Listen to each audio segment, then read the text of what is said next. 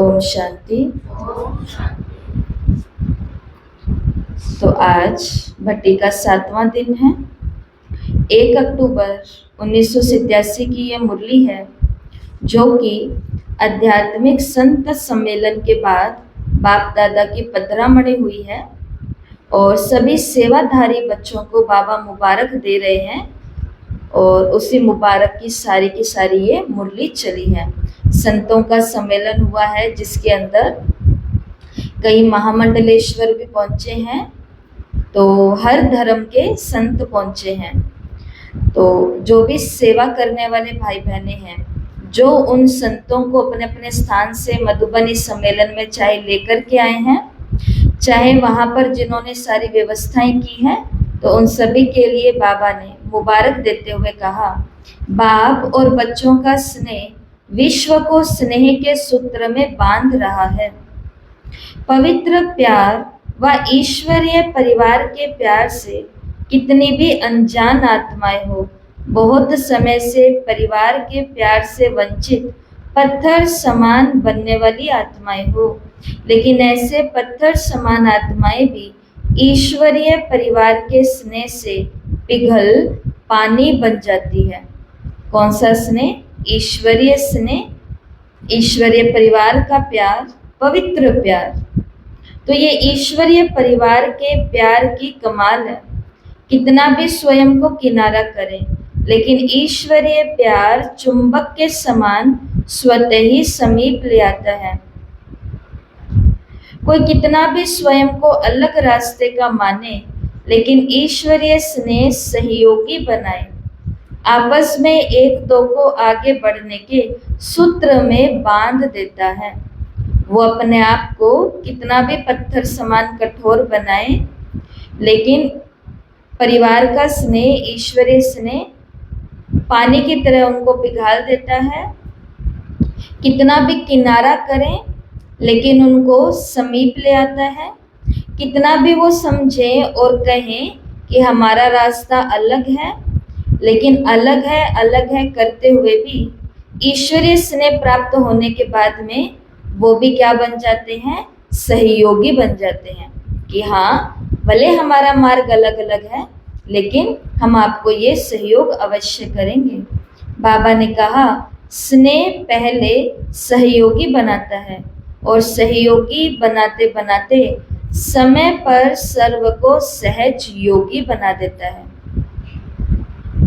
सहयोगी बनने की निशानी है आज के सहयोगी हैं और कल सहज योगी बन जाएंगे। तो ईश्वरीय स्नेह परिवर्तन का फाउंडेशन है। ईश्वरीय स्नेह किसी भी आत्मा को परिवर्तन करने की नींव है। जिन आत्माओं में ईश्वरीय स्नेह की अनुभूति का बीज पड़ गया, तो ये बीज सहयोगी बनने का वृक्ष स्वतः ही पैदा करता रहता और समय पर सहज योगी बनने का फल भी दिखाई पड़ेगा, क्योंकि परिवर्तन का बीज फल जरूर दिखाता है। बस बाबा ने कहा फर्क इतना ही है कि कोई फल जल्दी आता है, कोई देरी से आता है। बाकी बाबा ने कहा, ईश्वरीय परिवार के स्नेह का बीज तो बो रहे हो ना। जहां भी जाते हो, चाहे कोई नास्तिक हो या आस्तिक हो, बाप को ना भी जानते हो ना भी मानते हो, लेकिन इतना तो अवश्य अनुभव करते हैं कि ऐसा ईश्वरीय परिवार का प्यार जो आप शिववंशी ब्रह्मा कुमार कुमारियों से मिलता है, ये कहीं भी नहीं मिलता। और ये भी मानते हैं कि ये स्नेह व प्यार कोई साधारण नहीं है, ये अलौकिक और ईश्वरीय स्नेह है। तो इनडायरेक्ट ये नास्तिक से आस्तिक हो गया ना। बाबा ने कहा, बाप दादा सर्व बच्चों के भिन्न भिन्न प्रकार की सेवा को देख करके हर्षित होते हैं। चाहे भाषण करने वाले बच्चे हैं, चाहे स्थूल सेवा करने वाले बच्चे हैं, सर्व के सहयोग की सेवा से सफलता का फल प्राप्त होता है। तो ये जो इतनी बड़ी सेवा हुई, संत सम्मेलन हुआ, उस कार्यक्रम की जो सफलता मिली, उस सफलता रूपी फल में बाबा ने सभी बच्चों को कहा कि इसमें सबका क्या है, सहयोग है, जिन्होंने भिन्न भिन्न प्रकार की सेवा की, चाहे पहरा देने वाले हों, चाहे बर्तन संभालने वाले हों, लेकिन जैसे 5 अंगुलियों के सहयोग से कितना भी कार्य, श्रेष्ठ कार्य, बड़ा कार्य सहज हो जाता है, ऐसे ही हर एक ब्राह्मण बच्चे के सहयोग से जितना सोचा था कि ऐसा होगा, उस सोचने से 1000 गुना ज्यादा सहज कार्य हो गया। ये 5 अंगुलियां हैं, ये इसको नहीं उठा पाएंगी, लेकिन ये 5 अंगुलियां अगर एक हो गई तो इसको उठा पाएगी।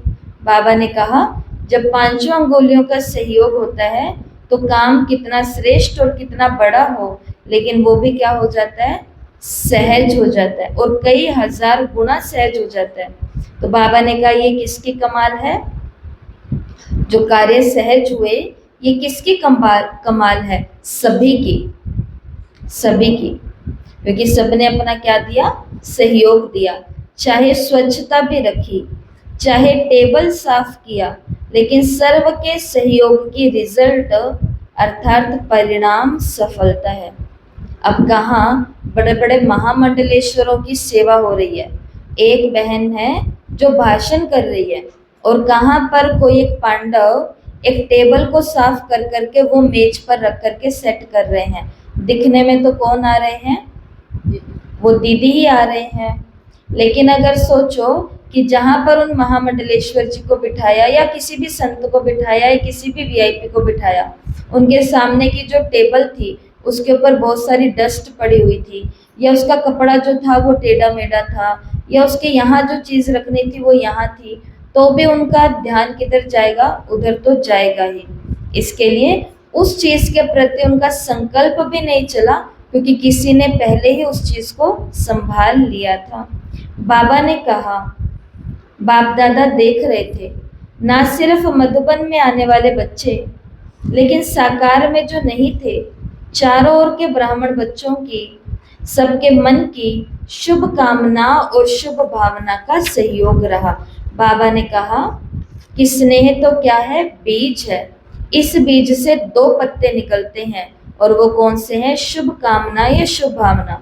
हो सकता है किसी किसी सेवा के अंदर हम ना कर्मणा में हो, ना हमें कुछ बताया गया हो, कुछ भी नहीं हो, लेकिन बस हमें इतना पता है कि ये रोज जा रहे हैं तो जरूर कोई तो सेवा चल रही होगी। बाबा ने कहा जिन बच्चों ने केवल शुभ कामना शुभ भावना भी रखी, तो उन्होंने भी आत्माओं को परिवर्तन कर लिया। चाहे निमित्त शक्तियां रही, पांडव भी रहे, निमित्त सेवाधारी विशेष हर कार्य में बनते ही हैं, लेकिन वायुमंडल का किला सर्व के सहयोग से ही बनता है। तो बाबा इसकी मुबारक दे रहे हैं। जो भी किया स्नेह का बीज पड़ा, उमंग उत्साह से किया, इसलिए उन्होंने भी उमंग उत्साह रहा। अनेकता होते हुए भी स्नेह के सूत्र के कारण एकता की ही बातें रही। वायुमंडल भी छत्र छाया का बन गया। बाबा ने कहा कितना भी वो और कुछ बोलने चाहें तो भी बोल नहीं सकते, वातावरण के कारण। बाहर कोई कुछ भी बोले, लेकिन जब वो यहाँ आते हैं तो वो कितना भी कुछ बोलना चाहें, लेकिन बोल नहीं पाते। किसके कारण, वायुमंडल के कारण। और वो वायुमंडल किसने बनाया, वायुमंडल भी बाबा के बच्चों ने बनाया, अपनी शुभ भावना और शुभ कामना से, कि बाबा के घर आज ये कार्य होने वाला है, मधुबन में आज ये कार्य होने वाला है, तो ये कार्य अपनी सफलता को प्राप्त करे, आने वाली सभी आत्माएं बाबा के बच्चे बन जाएं, आदि आदि। बाबा ने कहा कि विशेष सर्व सत्ताएं जब मिलकर के एक आवाज बुलंद करे, तभी प्रत्यक्षता का पर्दा विश्व के आगे खुलेगा। वर्तमान समय जो सेवा का प्लान बनाया है, वो इसलिए बनाया है ना, तो सभी वर्ग वाले अर्थात सत्ता वाले संपर्क में, सहयोग में आए, स्नेह में आए, और फिर संबंध में आकर के वो सहज योगी बन जाएंगे। बाबा ने कहा अगर कोई भी सत्ता सहयोग में नहीं आती, तो सर्व के सहयोग का जो कार्य रखा है वो सफल कैसे होगा? तो बाबा ने कहा पहले कार्य हो या नहीं हो या जैसा भी हो, पहले क्या करना है? स्नेह से उनके संपर्क में, उनके संबंध में आना है और समय आने पर वो सहयोगी भी बनेंगे। बाबा ने कहा प्रत्यक्षता का पर्दा खुलना, आरंभ होना, अर्थात धर्म आत्माओं का प्रत्यक्ष होना। अर्जुन खुलना आरंभ हुआ है, अभी खुलने वाला है, पूरा नहीं खुला, आरंभ हुआ है। बाबा ने कहा उसके निमित्त कौन हो? आप हो। अभी तो सिर्फ आवाज गया है, अभी तो जगाना है, अभी तो उठाना है, अभी तो कान में सिर्फ आवाज पहुंचा है। सोए हुए को अगर थोड़ा सा कान में आवाज जाता है तो थोड़ा तो हिलता है ना। सोए हुए के कान में आवाज जाता है तो थोड़ा तो हिलता है ना, हलचल तो करता है ना, हलचल तो पैदा होती है ना। तो बाबा ने कहा अभी ये जो स्नेह मिलन हुआ, इससे सभी को साथी मिले, सहयोगी मिले और यही सहयोगी आगे जा करके सहज योगी भी बनेंगे। फिर बाबा ने कहा बाप को भी समय को और प्रकृति को देखना पड़ता है। जब इस दुनिया में आते हैं तो दुनिया की सारी बातों को देखना पड़ता है। जब इनसे दूर अव्यक्त वतन में है तो वहां तो पानी की, समय की, रहने की कोई भी प्रॉब्लम नहीं है। इसके लिए जैसा कि आज बाबा ने मुरली में बोला, फरिश्ता बन करके हमको मन को जीत करके जगत को जीतना है, जग जीतना है। तो उसके लिए क्या करना पड़ेगा? बार बार फरिश्तों की दुनिया में जाना पड़ेगा। और देखो फरिश्ता कोई आदमी और कोई औरत तो है नहीं, कि फरिश्ता कोई स्त्री है और कोई पुरुष है, ऐसा भी नहीं है। फरिश्ता कोई शरीर की आकृति वाला है, कोई फीचर्स वाला है, कोई फिगर वाला है, ऐसा भी नहीं है। फरिश्ता क्या होता है? फरिश्ता एक स्थिति होती है, स्थिति, हल्की स्थिति। तो बाबा ने कहा वहां पर मिलेंगे तो पानी, समय और रहने की कोई भी प्रॉब्लम नहीं आएगी। तो सेवा का उमंग उत्साह स्वयं को भी निर्विघ्न बनाता और दूसरों का भी कल्याण होता है। सेवा भाव की भी सफलता है। सेवा भाव में अगर अहम भाव आ गया तो उसको सेवा भाव नहीं कहेंगे। सेवा भाव में अगर अहम भाव मिक्स हो गया तो वहाँ मेहनत ज़्यादा होगी, समय भी ज़्यादा होगा और स्वयं से संतुष्टि भी नहीं होगी। और सेवा भाव वाले बच्चे स्वयं भी आगे बढ़ते हैं और दूसरों को भी आगे बढ़ाते हैं। और लास्ट में बाबा ने कहा आप सभी महारथी हैं, तो महारथी के साथ महादानी भी हैं। जो भी महारथी सेवा के प्रति आए हैं वो महादानी वरदानी होना, औरों को चांस देना, ये भी महादान वरदान है। तो कभी भी किसी को भी चांस मिले तो उस समय ये नहीं सोचना पहले तो हमें पूछते थे, आजकल तो हमें पूछते ही नहीं है भाई, अब तो ये नए नए आ गए हैं। ऐसा अपन को नहीं करना, क्योंकि नयों को तो पूछना, उन्हें तो पूछना पड़ेगा ना, क्योंकि उन्हें तो कुछ भी नहीं पता। पुराने हैं उनको तो पता पड़ गया। अब घर में जो बड़े हैं उनको थोड़ी ना बार बार कोई कहेगा, लेकिन घर के जो छोटे हैं उनको बार बार कहना पड़ता है, खाने का टाइम हो गया खा लो, चलने का समय हो गया चल लो। ऐसे ही अगर हम खुद को महारथी समझते हैं तो फिर महारथी के साथ बाबा ने कहा महादानी भी समझना है।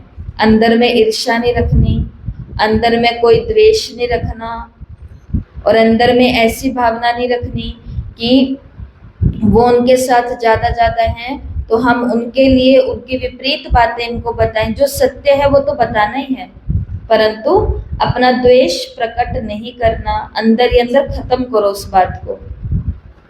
ये बाबा ने आज की मुरली के अंदर कहा। तो क्या सुना आज की मुरली में?